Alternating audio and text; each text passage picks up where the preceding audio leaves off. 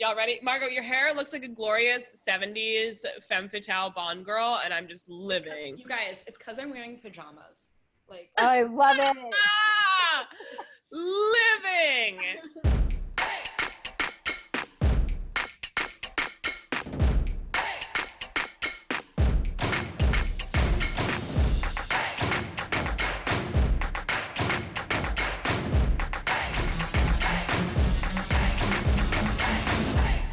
Welcome back, guys, for another episode of HAMYAW. And today we are actually doing part 2 of our conversation with the amazing Brittany Berger on hustle culture.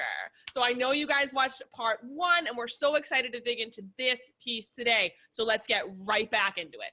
And so you can't just like work constantly until you're an expert and then take the time to relax. Even though a lot of people have done that, I think it's really a lot of it is a survivorship bias thing. Yeah. For every person who hustled their way to whatever the version of the top is for them, there were probably 5 others that were trying the same thing as them and burned out and gave up. Or what's the cost like of the people that survive? Like, you're not their kids, you're not their spouse.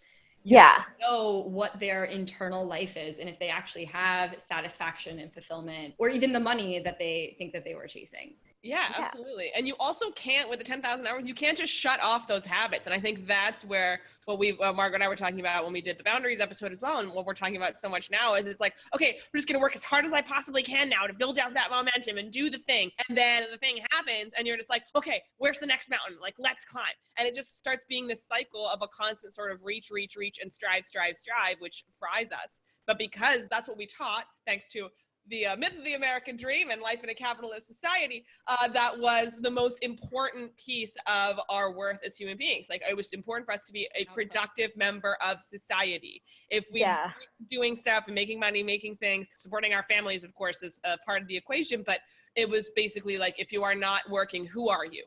Are you even a person? Do you even really exist? Are you ever going to be worth anything? And what does worth mean? And all of that stuff. So I think we've created a lovely little trap for ourselves, and hustle culture is a symptom of the larger problem. Yeah, and I really had to grapple with it when I really started getting sick and all of my chronic illness kind of came to a head, because I didn't even really quit my day job to start a business.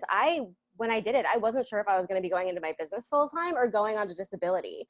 And so I really had to grapple with that phrase, productive member of society, because I had no idea if I was ever going to be one. And that's when I really realized how much of my identity I had put into being a productive member of society.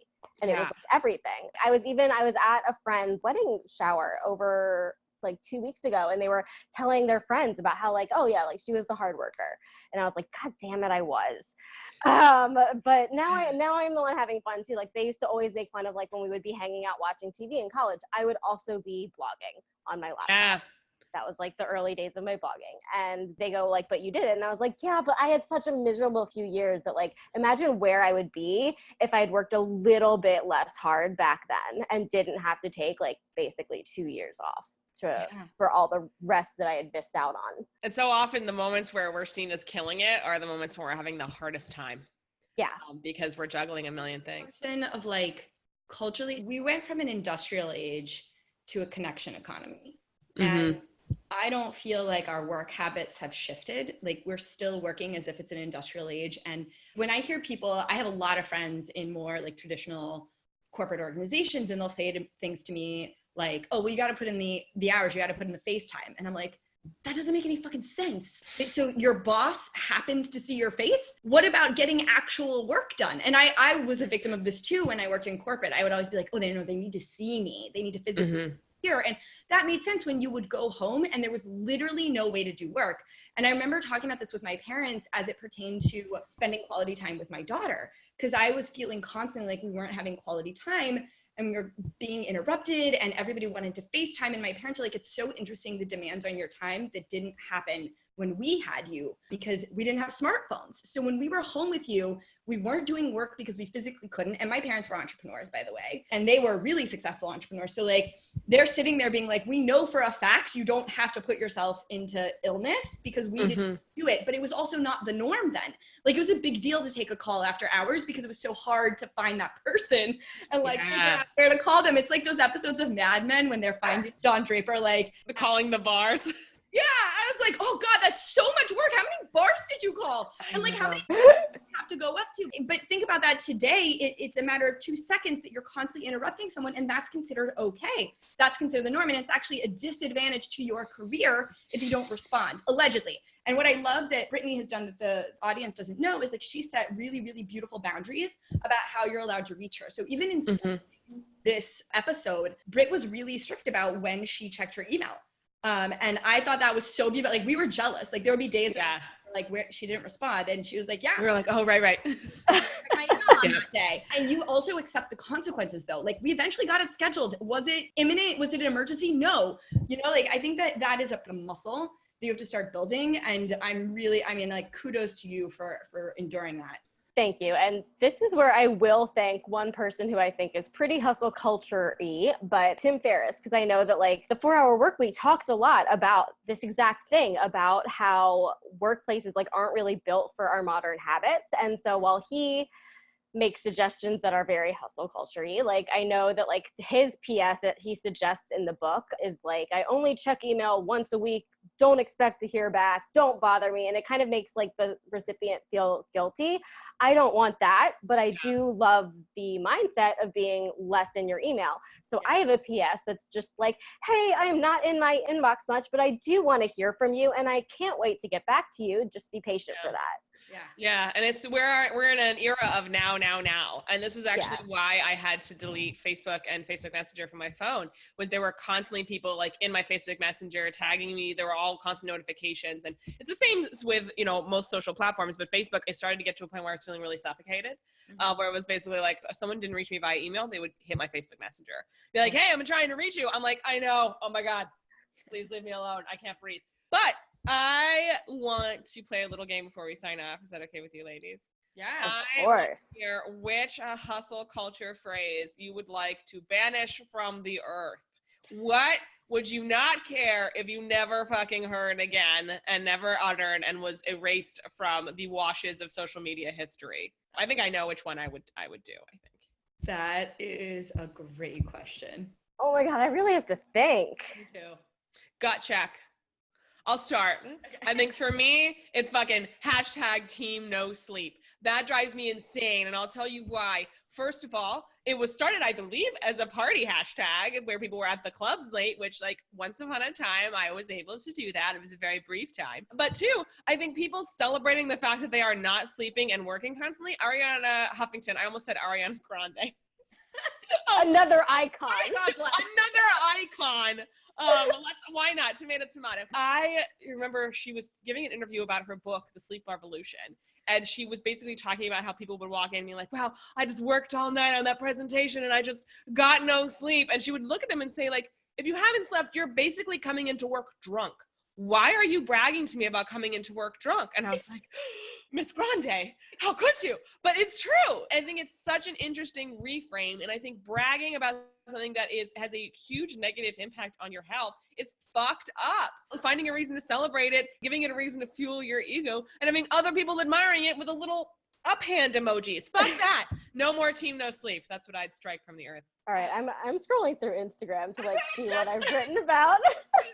I should have told you guys about this prompt before. Okay, but I think I have mine now. Mindset is everything. Mindset may be everything if that was the only thing ever holding you down, but most of us face some sort of systematic oppression. And so this comes back to the inherent privilege and politicalness of productivity and hustle culture. You know what? No, mindset isn't everything. Health is real. Systematic oppression is real. And main people that say mindset is everything are straight white Christian dudes who really just, I don't know, they just had it out easy to begin with. So in their case, mindset is everything. But as the guy from Unbreakable, Kimmy Schmidt, says, your experiences are not universal. Absolutely. I love that character. He's so great. That's amazing. Dong Wang. Love it. Okay, I don't know what they call this like as a phrase, but the whole anti-intellectual movement really makes my blood boil. Like there are very, very real problems with education that we should talk about and that we should work to fix. But I think being like, going to college is stupid and for chums. And like, if you really want to learn what it means to hustle, like you got to be in the streets, or you got to, like, I don't know, and whatever. The streets. Be on the What internet streets more. are those? Yeah, exactly. What intersection can I find you at? I will not be there, but it's good to know so I can avoid it. But anyway, go on, Mark. My dad used to say something to me because he was someone who kind of had that self-made mantra, but he never discounted education. Like he always was the person, every time I'd complain, I'd be like, what am I going to do with this? And he would look at me and he'd like, find the application. He's like, there's no reason not to learn, but it's up to you to find the application. They're not going to teach you the application. That's what you have to learn. And so I always went into it with that mindset, and I didn't realize other people didn't. And so I get really mad when people are like, what am I going to do with this information? I'm always like, find an application. Yeah. And it's education helps you figure out how to solve problems. And I think it's not for everybody. Yes. Actually, a part of me wishes sometimes that there had been almost like a trade school for advertising, so I could have gone straight into copywriting.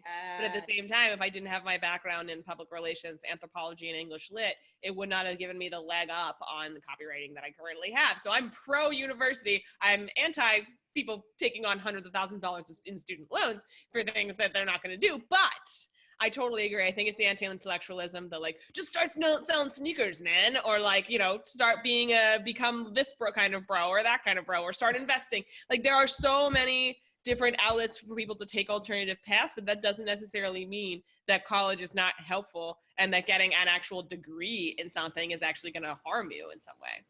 Exactly. And I think that there's such a big difference between being like anti-corrupt educational institutions, because I know that like that's been in the news a lot this year, and people are like using it as proof to say like, oh, look, you don't need to go to college. College is a scam. I'm like, no, it's not. The world is a scam, and college is just a part of the world. Scam today before today scams you. Just yes, like it's 2019. The world is a grift. Yeah, 100%. Oh my God. Well, on that note, this has been a very revelatory episode of HAMYA. No, it has been a pleasure to have you. I think this is an ongoing conversation, and like we are all doing the most that we possibly can to combat the negative and toxic workplace culture of hustle guilt and hustle productivity and this obsession with output and not necessarily the process that gets you there. And so if this conversation can help move the needle forward in helping people, like, don't make yourself sick. Don't abandon your family. Don't think mental health is a side issue that you can worry about later. Don't think that your health is something that you can think about later, or that your relationships are, or the people you care about. We would love to hear from you guys. So please continue this conversation in the comments below. Brittany, where can people find you? You can find me on my website home at workbrighter.co, and on the socials, I am personally at thatbberg pretty much everywhere, and then Workbrighter is on Instagram at Workbrighter. I love talking to Britt on Twitter. She's super active. Me too. I tweet a lot. Yep. Come bother her on Twitter with us, guys. It's a blast. I'm already there. Well, let's continue the conversation both on Twitter and in the comments below. You guys, we want to hear your reactions. We want to hear your thoughts. We want to hear what you're doing to break toxic workplace hustle culture. Please join us in this revolution. I am Margot Aaron. And I'm Hillary Weiss. And she is Brittany Berger. Yeah!